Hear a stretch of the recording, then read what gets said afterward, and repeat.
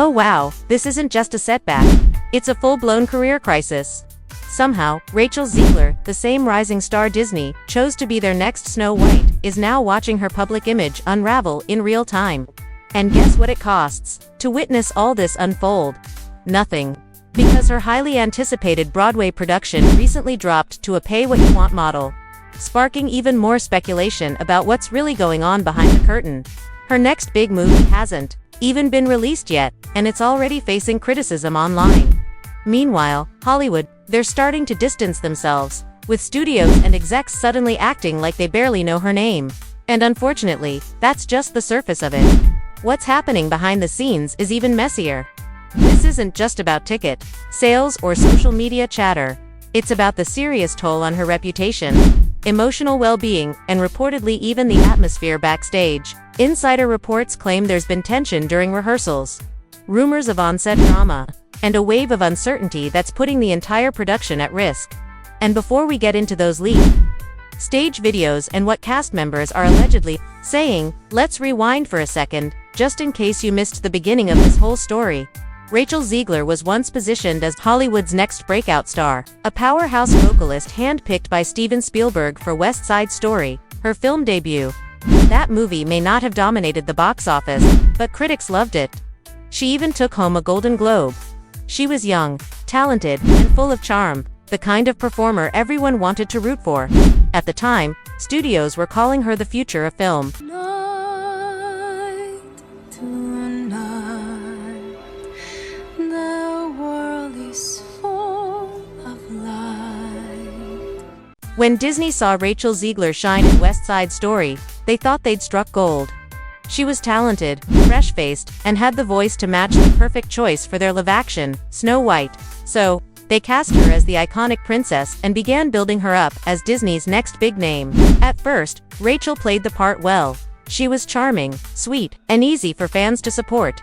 But things began to shift once the press interviews for Snow White started rolling out. That's where the controversy took root.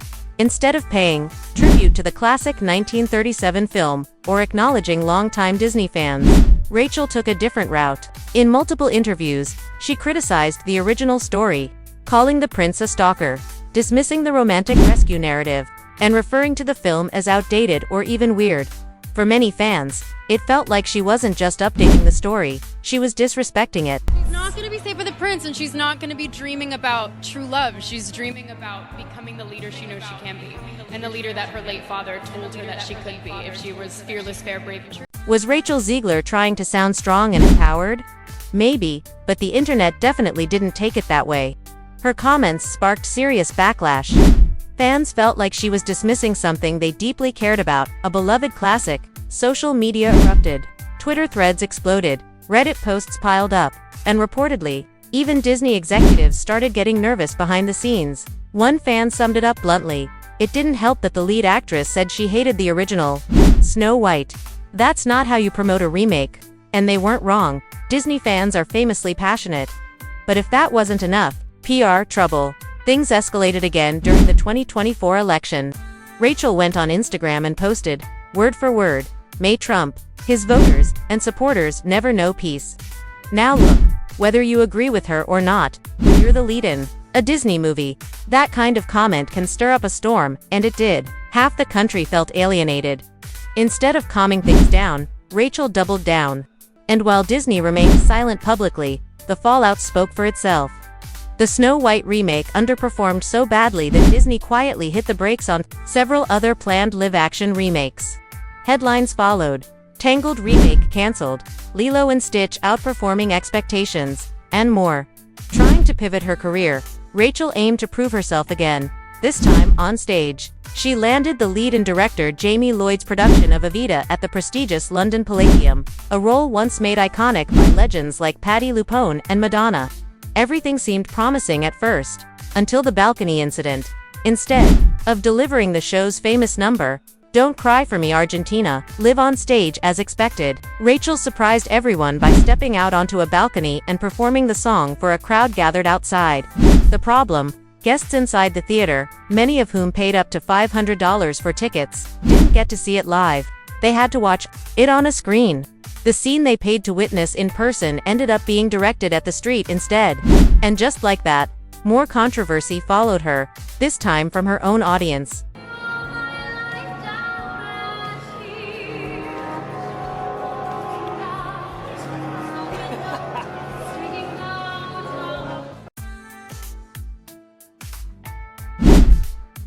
Total chaos. That's how audiences described it. One person tweeted, "Wait, I paid $500 and didn't even get to see her perform live." It felt less like a Broadway revival and more like a strange social experiment gone completely off the rails. Memes exploded, Reddit threads piled up, and even seasoned theater critics couldn't help but chime in. Suddenly, "Don't Cry for Me, Argentina" wasn't just the show's emotional high point. It became an internet punchline.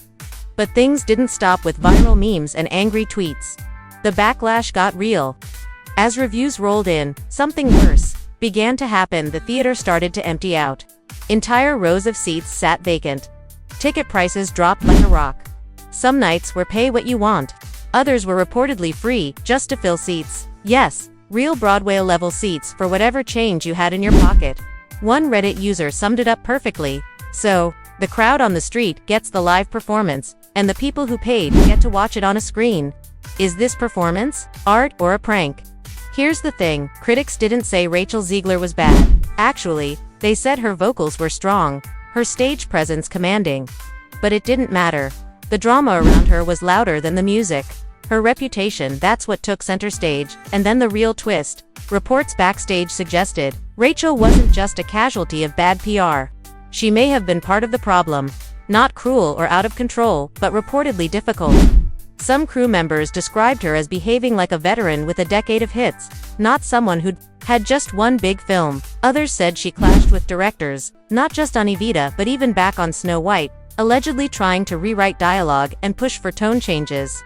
One insider allegedly told a friend, "She talks like she's above the story, like she knows better than the writers." Meanwhile, Disney's move spoke volumes. The Snow White release got pushed back. No official statement. No big press event. Just silence. Posters disappeared from store windows. Toys didn't launch. Merch was nowhere to be found. And when Disney goes quiet, that's not calm. That's the calm before the cut. It usually means they're getting ready to bury a project without saying a word. Because Snow White wasn't supposed to be a risk. It was meant to print money. But instead, kids aren't talking about it. Families aren't buying tickets. And the only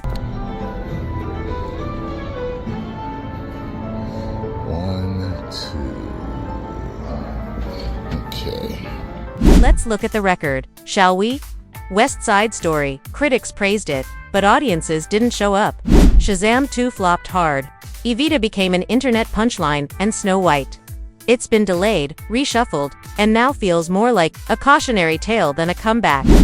At this point, Rachel Zegler's name doesn't generate excitement, it stirs debate. Her presence doesn't scream next big thing anymore. It raises eyebrows.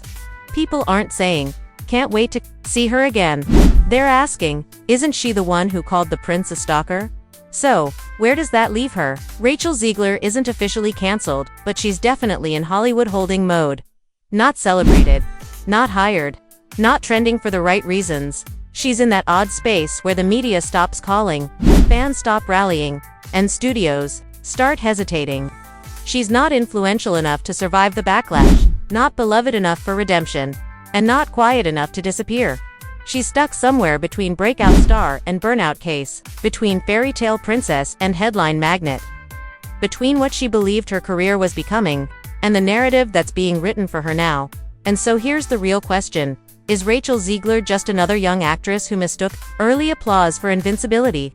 Or was she set up from the start, cast in legacy roles weighed down by impossible expectations, then blamed when the audience didn't follow?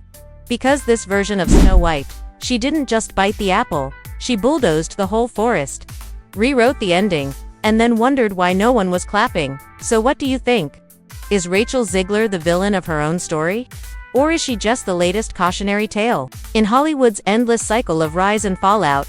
And hey, if you haven't seen how Jake Black recently called out her Hollywood trajectory, click the video on screen now. You won't want to miss it.